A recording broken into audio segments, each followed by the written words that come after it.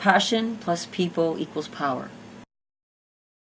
I have to learn the lesson. I mean, I am the person that really needs to get the lesson the hard way, as I said. So one day, in about, I guess it was about 5 years ago, I was at my cottage with my kids and a bunch of friends, and I'm a sea kayaker.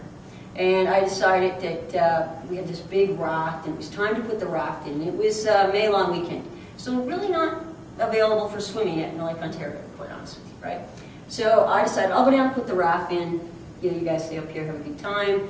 It's time to put it in. And I thought I'll take a Smirnoff Ice with me just in case. I'm on a 65-foot cliff. I don't want to walk all the way back up there because after I put the raft in, I can sit down and have a little time by myself. So I swim out in the coldness, right, to go put the raft in. And as I'm diving down into the thing, because there's like a bar that you have to hook into, the rope wraps around my arm, right? And I go, oh, this might not be good, right, because I'm going to get stuck. So I let the raft go.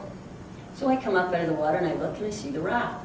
And I go, I can get that. So I yell up to the kids, hey, throw me down my paddle. I'm going to go get the raft. It's taking off. Now, Lake Ontario, as anybody knows, the storm comes up in, I don't know, 3.2 seconds as far as I'm concerned now. It comes up like that in Lake Ontario. It's all of a sudden. So I see a bit of waves and I'm thinking, not to worry, right? So I take my life jacket and I tuck my life jacket on top of the kayak, right? Not on me, but on top of the kayak.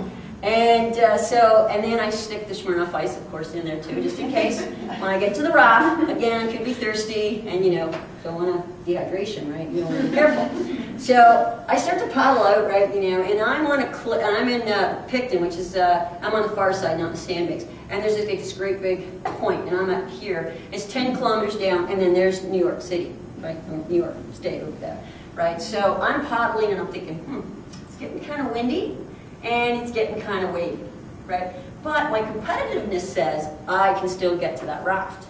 There's no way that raft's going to beat me, right? So I'm like, now I'm starting to pound, I'm starting to sweat, and now the waves are getting crazier and crazier. And then I'm thinking, I don't want to look back because I know when I look back what I'm going to see is clouds, right? I know they're coming, right? So I think, okay, I'm just going to reach the raft and I'll be, no problem. So I'm paddling away like crazy on my sea kayak. I get to the raft and I think this is good. Now I am, no word of a lie, 6 kilometers now offshore out here.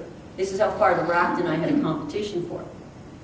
I now think, okay, I might be in trouble. I need to put my life jacket on. Right? Mistake number one, should have had it on from the beginning, for which now it's always on from the beginning, right? So I take my paddle and I shove it into the raft, right? You know what raft is, so shove it into the raft. And I lean down and I tied the raft on. Not stupid in me, right? Like tie the raft on and kayak is not getting away from me ever again. So, and I go down and of course I have the life jacket that I have to put on over my head. Not the one that, you do this way here. So I reach down in my kayak, because I have my skirt on, pull my hand down like this, and just as I start to come up with the life jacket over my head, the wave hits me, and as the wave hits me, I hit the raft, and the raft throws my paddle out that way. So now I'm 6 kilometers offshore, no paddle. I have my hands, and that's all I have. And the storm now is crazy as it's coming, right? So my kids, now, I decided at that time of the year to be a little crazy. I cut my hair really short and dyed it a bleach blonde, so the kids called me Billy Idol. That's how they described me when they called the Coast Guard. Because they tried to come out to get me in the boat, and the waves were so bad that the waves came over the boat and was sinking the boat. So they had to go back to the shore. And so then they started to call the Coast Guard. And the Coast Guard saying, we can't go out right now, the storm's too bad. For which I said, aren't you the Coast Guard? Not sure, but... So there I am, I'm stuck out in the water. And now I have 2 things to do. I have to get to shore, because I know I'm in May. And so what I can feel is hypothermia starting to set into my body. So I only have my hands and I start to paddle. And it's funny, you know how you say to people, why do they get out of the boat? Because truly, you think you can swim to shore. Even though 6 kilometers, you can still see the shore. It seems very short. So you say to yourself, no problem, I can swim. So I'm paddling with my arms like crazy, and I'm seeing the point getting further away. Because I keep saying, if I hit the point, life is good. If I miss that point, life's not so good. And you have those walkie-talkies that say, good for 10 kilometers. Not true. Not true in any way. I am talking to a walkie-talkie probably for an hour and something on every night I'm paddling. Oh, Mayday, Mayday, paddle, paddle, Mayday, Mayday. I'm thinking, please don't have a film going at this way. But I still have the Smirnoff Ice.